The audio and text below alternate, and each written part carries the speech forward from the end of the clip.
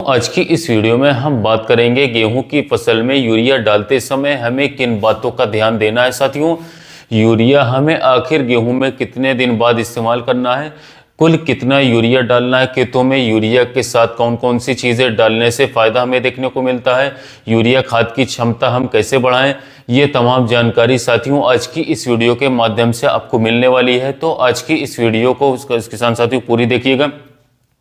कुछ भी आपके मन में सवाल है या फिर कोई भी डाउट है, सुझाव है, तो आप कमेंट भी कर सकते हैं।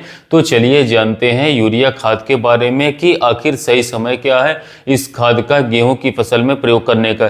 किसान साथियों, आप हमें नीचे कमेंट के माध्यम से ये अवश्य बताएं कि आपकी गेहूं की फसल दोस्तों अभी कितने दिन की हो गई है, ताकि आगे आगे आने वाले दिनों में दोस्तों हम उसी हिसाब से वीडियो बना सके। तो चलिए जानते हैं कि गेहूं की फसल में यूरिया डालने का सही समय क्या होता है। सबसे पहले जानते हैं कितना हमें यूरिया डालना होता है। दोस्तों किसान साथियों, यूरिया खाद हमें गेहूं की फसल में उत्पादन क्षमता के हिसाब से तय करना होता है। अगर कोई ज़्यादा उपज देने वाली वैरायटी है तो उसमें ज़्यादा कर लगता है, अगर कोई कम उत्पादन देने वाली वैरायटी है तो उसमें ज़्यादा की अपेक्षा कम खादों का इस्तेमाल करना होता है।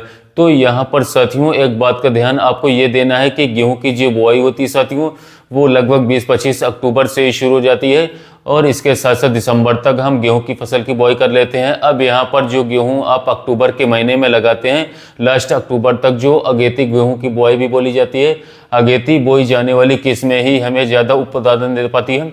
तो ऐसी वैरायटियाँ जो आप अगेती लगाते हो उसमें आपको खाद की मात्रा ज़्यादा इसलिए देना पड़ता है क्योंकि साथियों वो वैरायटी ज़्यादा उत्पादन देती है। सामान्य उत्पादन देने वाली वैरायटी हम जो है लगाते हैं वो लगभग नवंबर के महीने में, उसके साथियों नवंबर के पहले सप्ताह या फिर 10 नवंबर से बुआई स्टार्ट कर देते हैं और नवंबर के महीने तक बुआई करते हैं। तो ऐसी वैरायटियों में साथियों अगेती की अपेक्षा कम खादों का इस्तेमाल हमें करना होता है।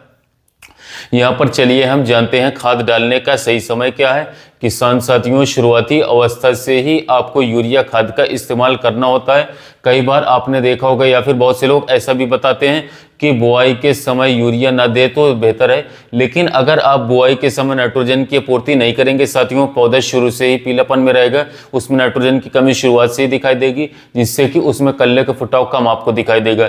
तो यहाँ पर जो आप यूरिया गेहूं की फसल में डालते हैं साथियों, उसका इस्तेमाल आपको बुआई के समय से ही करना स्टार्ट करना है। तो चलिए अब जान लेते हैं। हाँ, एक बात का आपको ध्यान ये अवश्य रखना है साथियों कि जो दूसरी खादें होती हैं, जैसे कि मान लीजिए कि यूरिया आपने बुआई के समय पर दिया, लेकिन अगर आपने बुआई के समय डीएपी डाला तो उसमें भी नाइट्रोजन की कुछ पूर्ति हो जाती है साथियों। इसी हिसाब से अगर आपने एनपीके डाला तो उससे भी नाइट्रोजन की पूर्ति हो जाती है।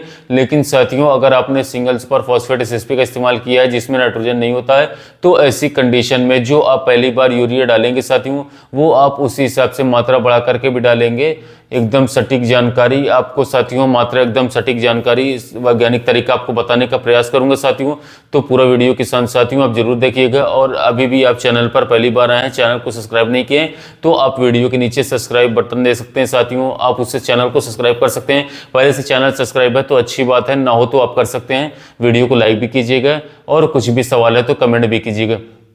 तो चलिए कुल मात्रा हम जान लेते हैं किसान साथियों। यूरिया की कुल मात्रा जो है 2.5 बैग से लेकर के 3 बैग यूरिया आपको लेना होता है साथियों। अगर आप बुआई के समय डीएपी या फिर साथियों एनपीके वगैरह डालते हैं, एसएसपी डालते हैं, तो कुछ मात्रा बुआई के समय पर साथियों आपको बढ़ाना भी पड़ता है क्योंकि डीएपी में भी नाइट्रोजन होता है, एसएसपी सॉरी एनपीके में भी नाइट्रोजन आपको देखने को मिलता है, लेकिन एसएसपी में नहीं होता है। तो यहाँ पर अगर आप मान लीजिए कि डीएपी से आप बुआई करते हैं साथियों, तो जो बुआई के समय आप यूरिया डालेंगे साथियों लगभग 20 से 25 किलोग्राम प्रति एकड़ के हिसाब से साथियों इस्तेमाल करेंगे। पहले यूरिया बहुत ज़्यादा नहीं डालना है आप लोगों को, बाकी की जो बाद वाली यूरिया ज़्यादा का मेरा मतलब इससे भी साथियों कि कुछ वैरायटियाँ जैसे कि मैंने बोला जो ज़्यादा उत्पादन देती हैं उसमें ज़्यादा नाइट्रोजन देना होता है। लेकिन जो बुआई के समय चाहे वो ज़्यादा उत्पादन देने वाली वैरायटी हो चाहे कोई सामान्य उत्पादन देने वाली वैरायटी हो साथियों, उसमें हम 20-25 किलोग्राम यूरिया डाल सकते हैं साथियों। अगर डीएपी डाल सकते हैं तो उसके बाद में जो हम डीएपी यूरिया डालते हैं पहले पानी पर या फिर दूसरे पानी पर या फिर बीच में भी डालते हैं, तो उसकी मात्रा आपको ज़्यादा करनी है। तो चलिए जान लेते हैं। तो पहली मात्रा तो आपने 20-25 किलोग्राम 20 बुआई के समय डाला, साथ ही साथ में अगर आप डीएपी डालते हैं तो 55 किलो के आसपास डीएपी ले लीजिए और 55 किलो डीएपी हो गया। यूरिया आपको 20-25 किलोग्राम, साथ में आपको लेना है पोटाश। पोटाश आजकल हम नहीं डालते हैं, जिसमें हमें उत्पादन में भी कमी देखने को मिलती है। तो पोटाश जो आता है एमओपी पोटाश 7% वाला साथियों, इसकी मात्रा की बात की जाए तो 25 किलोग्राम से लेकर के 35 किलोग्राम तक आप पोटाश का इस्तेमाल करिए, एमओपी पोटाश का। ये 3 खादें साथियों गेहूं की बुआई के समय आपको डालना है साथियों। बुआई करने के बाद ऊपर से नहीं डालना है, ऊपर से यूरिया डालेंगे तो चलेगा साथियों, लेकिन जो आपका डीएपी होता है साथियों, या फिर कोई भी फास्फोरस वाली खाद, चाहे डीएपी हो या फिर एनपीके हो या फिर एसएसपी हो, अगर आप ऊपर से बाद में डालते हैं तो फास्फोरस नीचे तक पहुंच ही नहीं पाता है, जिससे कि उसका ज़्यादा प्रयोग साथियों पौधे नहीं कर पाते हैं। तो यूरिया तो आप मान लीजिए बुआई के समय पर मिस हो गया नहीं है, तो ऐसा नहीं है कि बुआई मत कीजिए, बुआई आप कर लीजिए। कई बार ऐसा होता है कि बुआई के समय यूरिया नहीं मिल पाता है, तो आप बुआई कर लीजिए। बुआई के 2 दिन 3 दिन 4 दिन बाद जब भी आपको मिले साथियों सही समय पर उपयोग कीजिए 20-25 किलोग्राम यूरिया। लेकिन डीएपी, एनपीके, एसएसपी बुआई के समय डालिएगा। तो पहली मात्रा आपने जाना साथियों। अब जान लेते हैं कितनी बार यूरिया आपको डालना है। जितनी ज़्यादा बार आप गेहूं की फसल में यूरिया डालेंगे उतना ज़्यादा लाभ आपको देखने को मिलेगा। यूरिया एक ऐसी खाद है साथियों जिसका अगर आप सही से इस्तेमाल नहीं करते हैं साथियों, अगर आप अच्छी तरीके से भी इस्तेमाल करते हैं तो मुश्किल से मुश्किल 40 या 45% लाभ जो है साथियों आपके पौधे ले पाते हैं। बाकी के आधे से ज़्यादा मात्रा मतलब 50-55% जो है बेकार हो जाती है। कुछ पानी के साथ नीचे चली जाती है, कुछ साथियों गैस बनकर उड़ जाती है, कुछ अपनी गलती करते तो भी नुकसान हो जाता है। तो इसीलिए यूरिया जो आप डालिए साथियों, क्योंकि इसमें नुकसान ज़्यादा होता है साथियों। बहुत जल्दी ये जो है आपके पौधे तक मतलब पहुंच तो जल्दी जाती है, लेकिन बनने जैसे कि बोला कि ये नीचे चली जाती है। इसके साथ साथ रेतीली मिट्टी में एक समस्या और आती है। अगर आप कई भागों में बांट करके यूरिया डालेंगे साथियों तो उसका ज़्यादा लाभ आपको देखने को मिलेगा। तो कम से कम आपको 3 बार यूरिया देना चाहिए। तो पहली बार आप डालिए बुआई के समय साथियों, दूसरी बार आप डालिए साथियों लगभग पहले पानी के बाद, और तीसरी बार यानी कि अंतिम बार यूरिया दूसरे पानी के बाद इस्तेमाल करिए। हमेशा सिंचाई करने के बाद साथियों आपको यूरिया डालना ही डालना है। इस बात को आपको ध्यान देना है। सिंचाई करने से पहले साथियों अगर आप यूरिया खाद डालते हैं तो और कम लाभ आपके पौधे उसका ले पाएंगे साथियों। इस बात का ध्यान देना है आपको। तो मैंने समय आपको बता दिया, बुआई के समय पर, पहले पानी पर और दूसरे पानी पर। सिंचाई के बाद आपको इसका इस्तेमाल करना है यूरिया खाद का। अब पहली मात्रा आपने जाना, जो दूसरी मात्रा साथियों वो सामान्य वैरायटी में 1 बैग यूरिया यानी कि लगभग 45 किलोग्राम डालिए। कोई ज़्यादा उत्पादन देने वाली वैरायटी है तो उसमें आप 10-12 किलोग्राम यूरिया बढ़ा करके डाल दीजिए। ऐसे ही दूसरे पानी पर आप 45 किलोग्राम डालिए। कोई ज़्यादा उत्पादन देने वाली वैरायटी साथियों तो आप 10 किलोग्राम, 12 किलो, 15 किलोग्राम यूरिया भी आप बढ़ा करके भी इस्तेमाल कर सकते हैं। पहले और दूसरे पानी पर आपको बढ़ाना है साथियों। अब ऐसे किसान साथी जो कि जैसे कि रेतीली मिट्टी में या फिर ऐसी मिट्टी जहां पर साथियों बहुत ही ज़्यादा पानी भी सूख जाता है, इसके साथ साथ यूरिया भी बहुत जल्दी नीचे थोड़ा सा बलुई मिट्टी टाइप की मिट्टी होती है, हल्की मिट्टी जिसको हम बोलते हैं। तो हल्की मिट्टी में अगर हम आपने गेहूँ लगाई हुई है तो आप यूरिया 3 के बजाय 5 भागों में बांट करके डाल सकते हैं। पहली मात्रा जैसे कि मैंने बोला 25 किलोग्राम, 20-25 किलोग्राम डालना है। बाकी जो मैंने बोला 45 किलोग्राम तो आप 45 का आधा कर दीजिए। 45 का आधा एक बार डाल दीजिए पहले पानी पर, फिर 1 सप्ताह बाद साथियों, फिर 1 सप्ताह बाद, ऐसे ऐसे मतलब अपने हिसाब से गैपिंग करके कुल मात्रा उतना ही रखना है। कुल मात्रा साथियों आपको लगभग 45-90 किलोग्राम ही बाद में डालना है साथियों।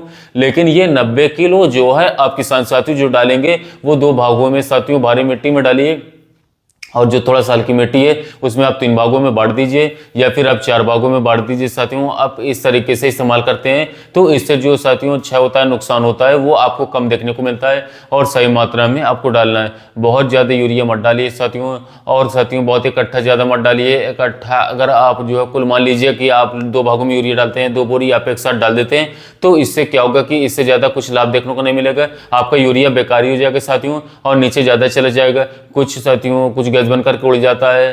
तो इन बातों का आपको ध्यान देना। ऐसा नहीं है कि हाँ इकट्ठा ज़्यादा डालने से साथियों आपको ज़्यादा फायदा मिलता है साथियों। हल्के हल्के मतलब कम कम मात्रा में कई भागों में बांट करके डालने से साथियों आपको ज़्यादा लाभ देखने को मिलता है। अब चलिए जान लेते हैं यूरिया की हम क्षमता कैसे बढ़ा सकते हैं। तो जैसा कि मैंने आपको बोला कि सिंचाई करने के बाद आपको यूरिया डालना है, सिंचाई से पहले आपको नहीं डालना है साथियों। और यूरिया के साथ अगर आप सल्फर का इस्तेमाल करते हैं, सल्फर खाद का, तो इसकी क्षमता बढ़ जाती है, रिजल्ट ज़्यादा हो जाता है, ज़्यादा मात्रा में पौधे ले पाते हैं और धीरे धीरे लंबे समय तक पौधे ले पाते हैं साथियों। तो जो सल्फर हमारा आता है 90% वाला साथियों लगभग 3 किलोग्राम 4 किलोग्राम प्रति एकड़ के हिसाब से साथियों आप मिला करके इसको इस्तेमाल करेंगे दोस्तों, तो इससे आपको फायदा भी देखने को मिलेगा। पहले पानी पर भी आप इस्तेमाल कर सकते हो, कोई दिक्कत की बात नहीं। बाई चांस अगर आप पहला पानी लगा चुके हैं, दूसरा पानी लगाने वाले हैं, तो साथियों तो भी दूसरा पानी लगाने के बाद यूरिया खाद जब डालें तो उसी के साथ सल्फर मिला करके डालेंगे तो साथियों अच्छा फायदा देखने को मिलेगा। आजकल हमारी मिट्टी में सल्फर की भी काफी कमी देखी गई है, तो साथियों सल्फर वाली खादें आपको अवश्य डालना है साथियों। चाहे आप सिंगल सुपर फॉस्फेट के माध्यम से सल्फर डालें, चाहे आप जो है अलग से सल्फर मिला करके डालें, कुछ भी तरीके से डालें साथियों, लेकिन सल्फर आपको डालना पड़ेगा। सल्फर की कमी हो जाती है साथियों तो जो नई पत्तियां निकल करके आती है साथियों उसमें आपको पीलापन देखने को मिलता है। तो यहाँ पर हमने आपको समय बताया, हमने आपको सही मात्रा बताई साथियों, हमने ये भी बताया कि कैसे आप क्षमता बढ़ा सकते हैं साथियों, नुकसान को कैसे कम कर सकते हैं। तो कभी भी साथियों यूरिया किसी भी फसल में साथियों सिंचाई से पहले नहीं डालना है, सिंचाई के बाद ही आपको उपयोग करना है बेस्ट रिजल्ट के लिए, और नमी होनी चाहिए, इस बात का अवश्य ध्यान रखना है। और भरे हुए पानी में साथियों यूरिया डालने से उसकी क्षमता जो है बहुत ही कम हो जाती है साथियों, पौधे कम ले पाते हैं, कम लाभ मिलने वाले पौधे का। जैसे धान वगैरह की फसल में जब हम यूरिया डालते हैं साथियों, तो अगर पानी खेत में भरा हुआ है तो वहां पर साथियों यूरिया डालने से आपको किसान साथियों बात करें तो बचना चाहिए, सावधान रहना चाहिए। तो यहाँ पर हमने बताया आपको सही मात्रा, सही समय, क्षमता कैसे बढ़ाएं, क्या आपको सावधानियां बरतनी होती है। और इसके सच पहले पानी के बाद जब आप यूरिया डालते हैं साथियों तो जिंक वगैरह भी हम डालते हैं। तो जिंक 33% वाला जो हमारा आता है जिंक सल्फेट साथियों 5 किलोग्राम से लेकर के 7 किलोग्राम तक साथियों, या फिर 21% वाला जो जिंक सल्फेट हमारा 8 से लेकर के 10 किलोग्राम 11 किलोग्राम प्रति एकड़ के हिसाब से हमें जो है यूरिया मिलाकर के बिखराव करना होता है। तो उम्मीद है आज की वीडियो, आज की जानकारी आपको अच्छी लगी होगी, नॉलेजफुल लगी होगी। वीडियो जानकारी पसंद आई हो तो वीडियो को साथियों लाइक शेयर कीजिएगा। चैनल को सब्सक्राइब नहीं किया है तो चैनल को सब्सक्राइब कीजिएगा। जो किसान भाई गेहूं की खेती कर रहे हैं उन तक वीडियो को शेयर कीजिए ताकि उन्हें भी महत्वपूर्ण जानकारी मिल सके।